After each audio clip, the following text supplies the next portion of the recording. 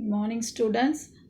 Today, let us discuss about some of the applications of direct sequence spread spectrum signals. Okay, so first, let us see in what way we are going to categorize or prioritizing the applications of direct sequence spread spectrum signals. Okay, first, we are considering the application in which the signal is transmitted at very low power. Okay, the signal is transmitted at very low power.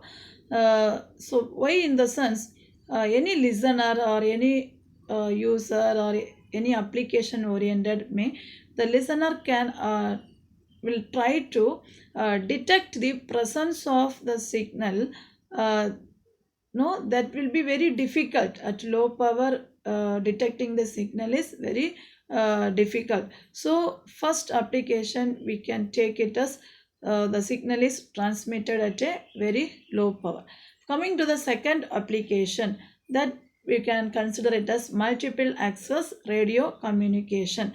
And the third application is the use of direct sequence spread spectrum signal, which is used to resolve some of the problems which is in the multipath in a time dispersive radio channel. That means multipath fading, we can say, multipath interference, we can say. Now the fourth application is nothing but which is used in the LAN, that is wireless local area network. So for the first application, the signal is transmitted at very low, we can use the low detectability signal transmission. Let us discuss low detectability signal transmission. So what will happen here?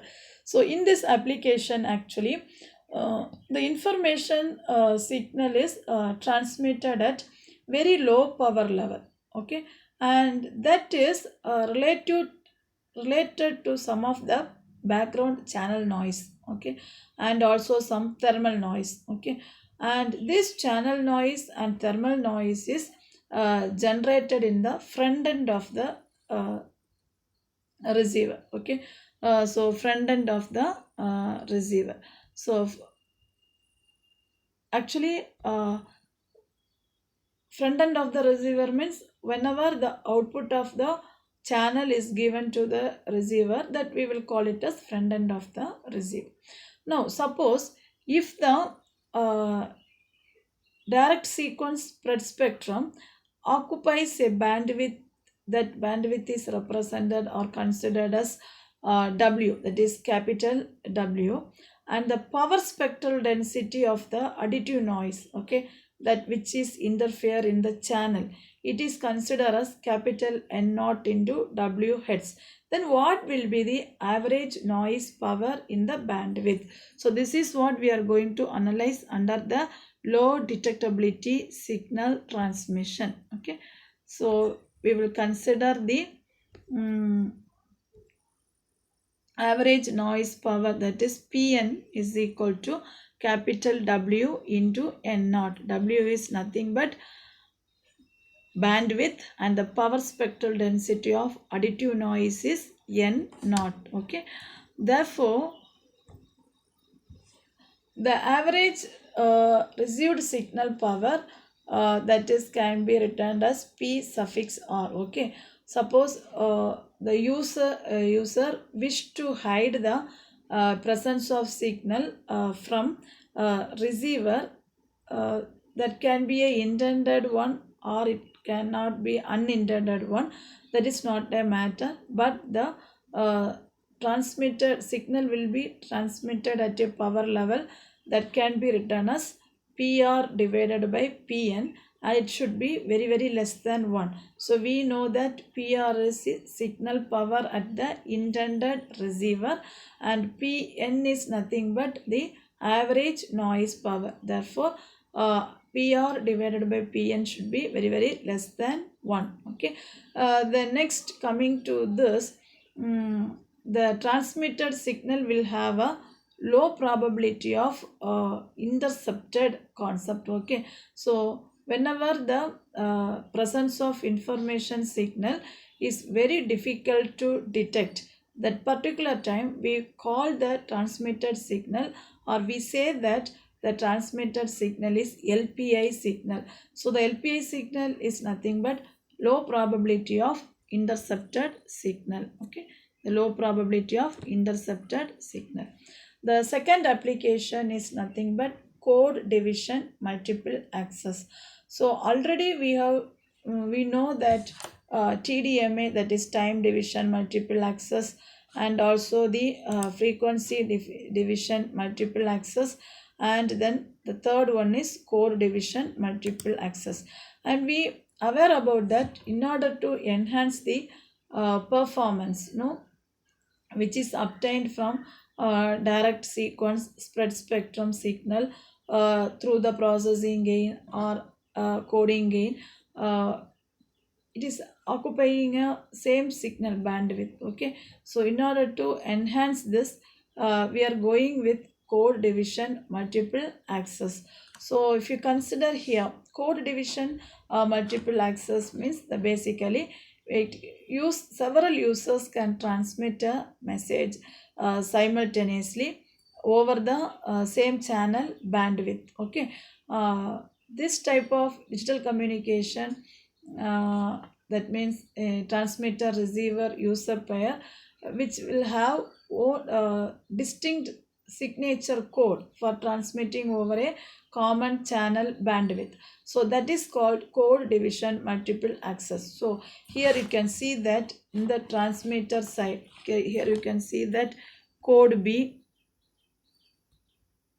code B, then code A, code C. So here you can see CBA code, okay, and here also CBA, then C. So here what is the sender and receiver? The sender and receiver will get synchronize each other. So this, instead of the information is having a code, it will be get transmitted randomly in nature. That means we can use a spread spectrum technology over here. So in the demodulation of each direct sequence spread spectrum signal, the signal from the other simultaneous users of the channel will appear with some of the additive interference. Okay, now this level of interference will varies as a function of the what we can say, it will varies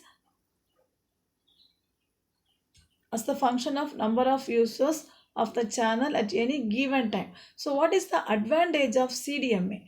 So advantage of CDMA is that large number of users can accommodated if each user transmit the message for a short period of a time. Okay, in generally in multiple access system, it is very easy to add new users or to decrease the number of users without the reconfiguring the system. Okay, so the main concept of CDMA is n number of users can use the channel with some, because the information is transmitting with some signature code, that is like A, B, C, or you can give 1, 2, 3, whatever the number. Now based on this, now we can calculate the signal to noise interference power ratio, that is signal power, the ratio of signal power to the noise power. So the ratio of signal power to noise power, PS by PN, is equal to signal power divided by NU minus 1 into PS. So this will be get cancel each other. We can write it as 1 divided by NU minus 1. NU is nothing but number of users. So the followed by this, the next is communication over the channels with multipath.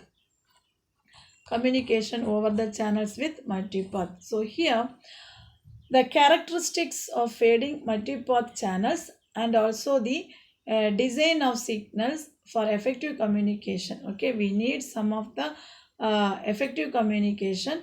We order to design the signal. So first we will consider the characteristics of the channel.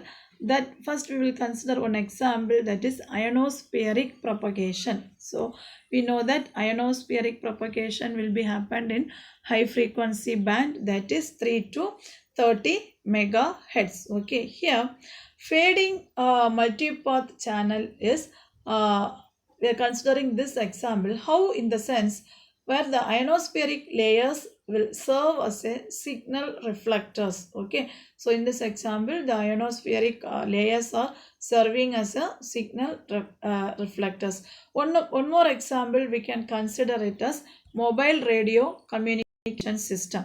In the mobile radio communication system, the multipath propagation is due to reflection from the buildings, okay, trees, and some we can other obstacles. Okay, this is located between transmitter and the receiver. For example, if you are making a call to a friend, sometimes you will see inside the building or inside the building you are unable to get some of the range, no, communication range. So what we will in humanly now in practice we everybody tell, oh, we will go outside. So but technologically what is happening, so multipath fading, the signal is reaching to your building and it is getting scattered, okay, because of some of the obstacles. That is the reason you are unable to reach the proper signal. That is called, that is most probably this multipath fading will happened in mobile radio communication system. Okay, then followed by this, the next frequency selective channel. Okay, here now we are going to focusing the frequency selective channel. Here the signal bandwidth will be larger than the coherence bandwidth of the channel, so that we can represent it as, suppose if w is nothing but our signal bandwidth, and if it is greater than the coherence bandwidth, we are going to approach two approaches for the signal design. So one is nothing but orthogonal frequency division multiplexing, that is represented by OFDM. Okay, the first approach is nothing but orthogonal frequency division multiplexing, which is represented by OFDM, and the second approach is nothing but to utilize the entire signal bandwidth. We need to design the signal such a way that entire signal bandwidth has been utilized. So here the main thing is loss of this line of sight communication. In the line of sight communication we are using a direct path and a secondary path propagation. Okay, so signal reflecting from building and surrounding terrain, it can be reduced, but in multipath component inter-symbol interference will be raised, but ISI can be avoided if we reduce the symbol rate 1 by capital T. Okay, such a way we can reduce the multipath fading. Okay, that is what one of the application of direct sequence spread spectrum. The next one is, the application is wireless LAN. Okay, the spread spectrum signals are used in the IEEE wireless channels. We know that the IEEE wireless LAN standards, that is 802.11 and 802.11b, this will operate in 2.4 gigahertz ISM. This ISM is nothing but industrial, scientific and medical field. That is an unlicensed frequency band. Okay, now coming to this 802.11 standard, a 11 chip Barker sequence is modulated. Okay, and it is transmitted at a chip rate of 11 megahertz. That means the chip duration is 0.909 microsecond. This 11 chip Barker sequences, we can write it as 1 minus 1 1 1 minus 1 1 1. So we already know, because we have used or practice whatever the problem happening in wireless LAN, we experienced practically. So the Barker sequence is modulated either with the binary phase shift keying or quadrature phase shift keying. So if you use binary phase shift keying, actually the 11 chips per rate is, and a data rate of 1 megabits per second is achieved. If you use quadrature phase shift keying modulation with 11 chips per symbol, a data rate of 2 megabits per second is achieved. Okay, So in the United States and only channel 1 through 11 are used over here. So thank you all. These all are the some of the applications of direct sequence spread spectrum signals. That is, one is nothing but wireless LAN, and we have seen communication over channels with multipath. Then we discussed about code division, multiple access, then low detectability signal transmission. Hope everybody understood. Thank you.